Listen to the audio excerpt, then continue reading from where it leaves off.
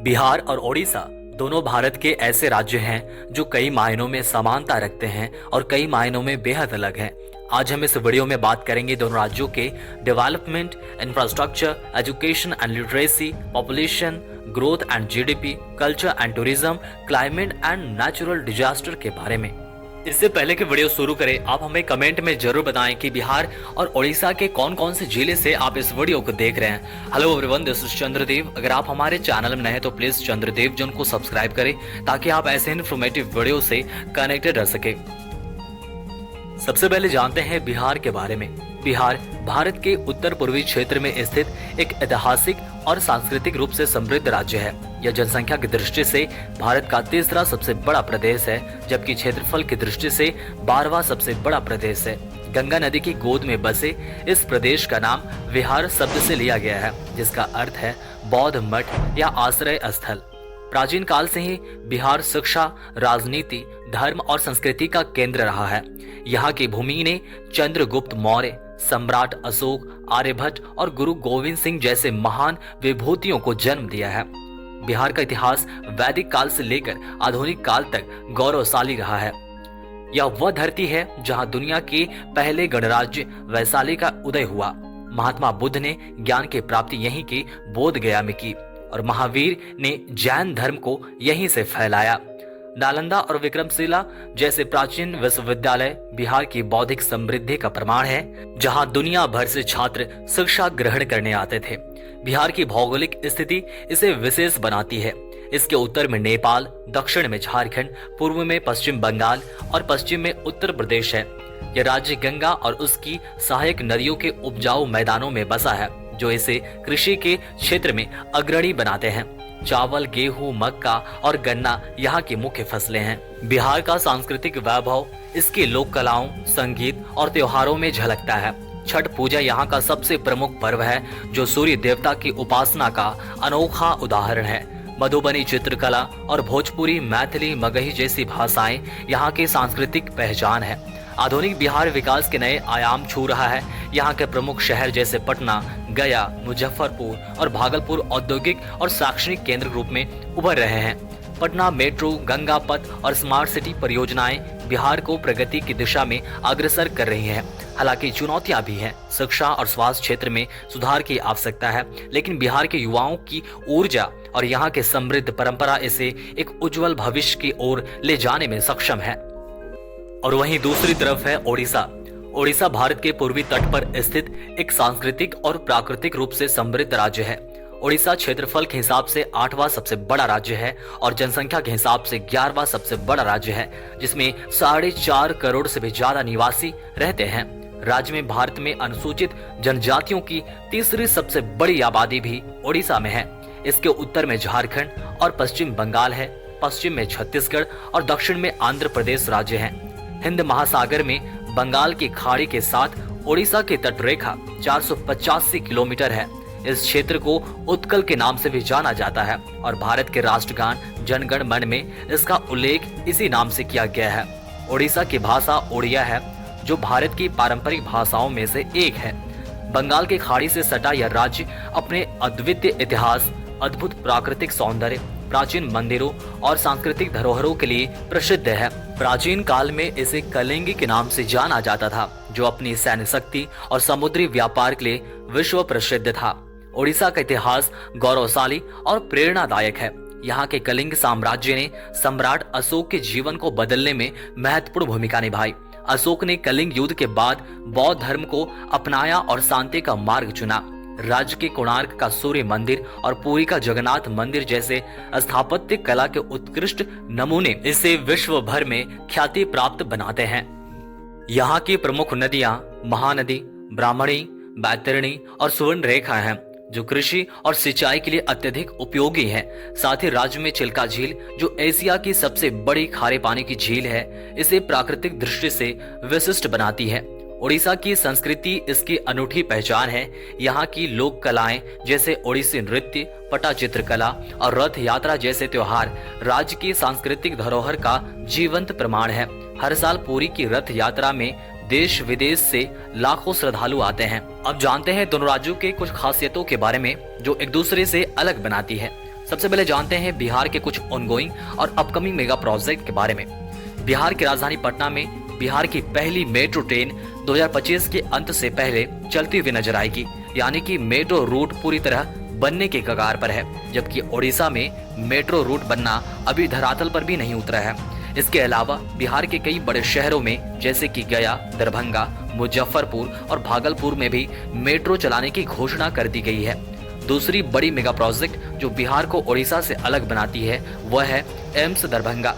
बिहार का दूसरा एम्स दरभंगा में बनना शुरू हो चुका है, जबकि ओडिशा के संबलपुर में बनाने की घोषणा सिर्फ की गई है। नालंदा यूनिवर्सिटी का पुनर्विकास, राजगीर में international cricket stadium, sports complex, Bihar की पहली स्पोर्ट्स यूनिवर्सिटी और एकेडमी की स्थापना बदलते हुए बिहार की प्रतीक है। अब बात करते हैं ओडिशा की, जो विकास के कई मायनों में बिहार को पछाड़ता हुआ नजर आता है। ओडिशा का प्रमुख शहर राउरकेला, जिसे स्टील सिटी के नाम से भी दुनिया भर में जाना जाता है, यहाँ पर सबसे बड़े स्टील प्लांट में से एक देखा जा सकता है, जिसका विकास और विस्तार हुआ है। 2023 में पूरी तरह से बने ओडिशा के राउरकेला शहर में स्थित Birsa Munda international hockey stadium, जो वैश्विक स्तर के हॉकी कंपटीशन का आयोजन करने में सक्षम है, जबकि इस तरह के स्टेडियम बिहार में देखने को नहीं मिलेगा। अब दोनों राज्यों के इकोनॉमी की बात करते हैं। सबसे पहले बात करते हैं बिहार की इकोनॉमी के बारे में।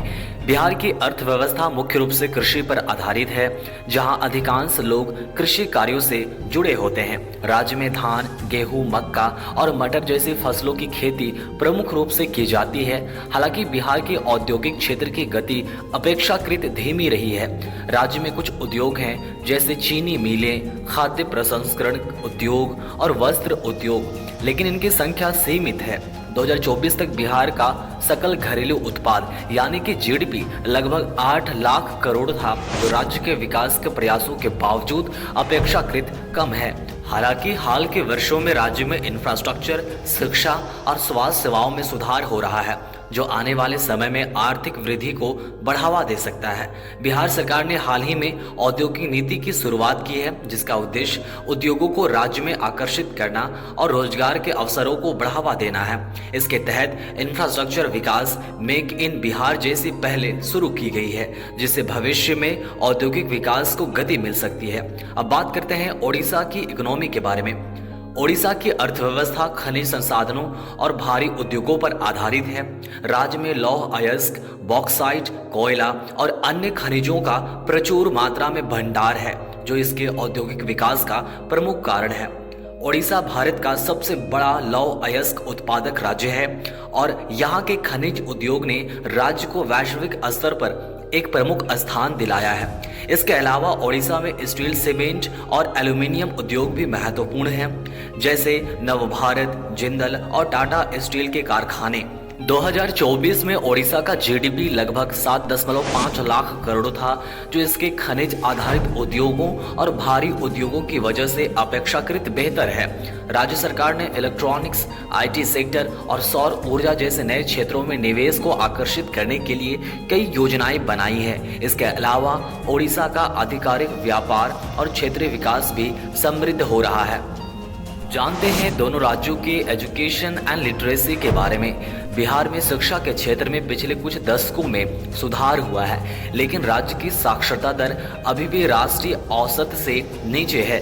2011 की जनगणना के अनुसार बिहार की साक्षरता दर 63.82% थी, जो देश के अन्य राज्यों की तुलना में कम है। हालांकि पिछले दशक में शिक्षा के क्षेत्र में सुधार के प्रयास किए गए हैं, जैसे विद्यालयों में इंफ्रास्ट्रक्चर का सुधार, ऑनलाइन शिक्षा का प्रसार और नई शिक्षा नीति के तहत सुधार। बिहार में शिक्षा की गुणवत्ता में भी अंतर है और विशेषकर ग्रामीण क्षेत्रों में शिक्षा की स्थिति बेहतर नहीं है।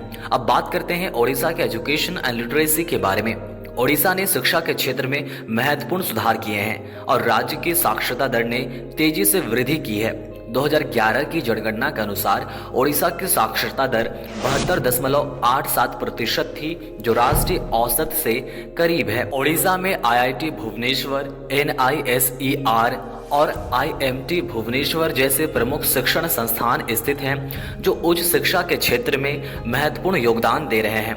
राज्य सरकार ने आधुनिक तकनीकी शिक्षा, स्कूलों का डिजिटलीकरण और निःशुल्क शिक्षा योजनाओं को बढ़ावा दिया है, जिससे साक्षरता दर में लगातार सुधार हो रहा है। अब जानते हैं दोनों राज्यों के कल्चर एंड टूरिज्म के बारे में। सबसे पहले बात करते हैं बिहार के बारे में। बिहार ऐतिहासिक और सांस्कृतिक दृष्टि से समृद्ध राज्य है, जो भारतीय सभ्यता और संस्कृति का एक महत्वपूर्ण केंद्र रहा है।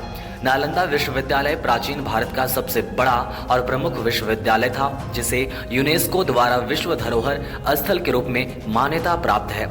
महाबोधि मंदिर बोधगया में सिचुएटेड है, जहां भगवान बुद्ध को बोध प्राप्त हुआ था और यह बौद्ध धर्म के प्रमुख तीर्थ स्थलों में से एक है। राजगीर जो बौद्ध, जैन और हिंदू धर्म का महत्वपूर्ण केंद्र रहा है और आज भी धार्मिक पर्यटन के लिए प्रसिद्ध है। बिहार का बोधगया, नालंदा और राजगीर जैसे स्थलों का धार्मिक और ऐतिहासिक महत्व है, जो पर्यटन के लिहाज से प्रमुख है। दूसरी तरफ ओडिशा।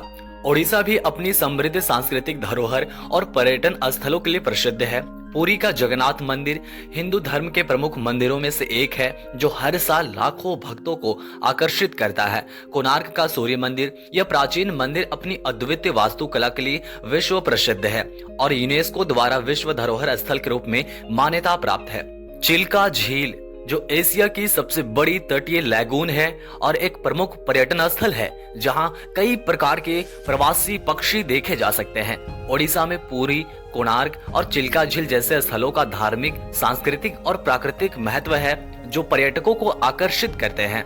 अब बात करते हैं दोनों राज्यों के क्लाइमेट एंड नेचुरल डिजास्टर के बारे में। बिहार की जलवायु मानसूनी है, जिससे यहाँ मानसून के दौरान बाढ़ की समस्या अधिक होती है। बिहार विशेष रूप से गंगा नदी और उसकी सहायक नदियों के किनारे बसे क्षेत्रों में बाढ़ की समस्या से जूझता है। बाढ़ के कारण हर साल हजारों लोग प्रभावित होते हैं और राज्य को आर्थिक नुकसान होता है। ग्रीष्म काल में राज्य में गर्मी बहुत अधिक होती है और बारिश की अत्यधिक मात्रा के कारण बाढ़ की संभावना बढ़ जाती है। दूसरी तरफ ओडिशा। ओडिशा की जलवायु उष्णकटिबंधीय है और यह राज्य चक्रवातों के प्रति संवेदनशील है।